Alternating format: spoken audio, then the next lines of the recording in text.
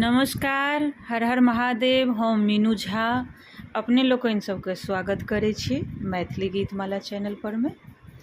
हमरा एकटा मैसेज आयल, कमेंट आयल यूट्यूब पर में, जे ओ पूछलनि हँ जे डाली कखन भरल जेतै और कते काल राखल जेतै।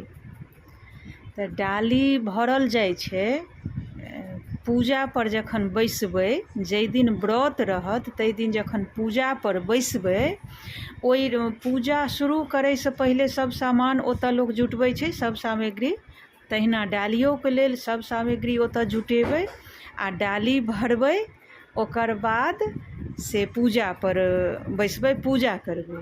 आ ओ डाली तखन तक भरल रहतै जखन तक प्रात भेने पारण करैके बेर नहि हेतै, तखन तक ओ डाली भरले और झपले रहतै। तऽ एहि बेर जे डाली भरल जायत से मिथिला पंचांगके अनुसार जे व्रत करबै हुनकर व्रत रहत मंगल दिन 24 तारीखके। तऽ मंगल दिन 24 तारीखके डाली भरल जायत और 25 तारीखके बुध दिन संध्या टाइम में 5 बजे तक ओ डाली भरल झाँपल रहत। ई जे पुछलहुँ हँ तिनका लेल जानकारी छल, जिनका सबके नहीं बुझल हैत से सब बुझि लेब। डाली भरे में सामग्री की सब लागत ओहो सब हम बहुत जल्दी अपलोड करब।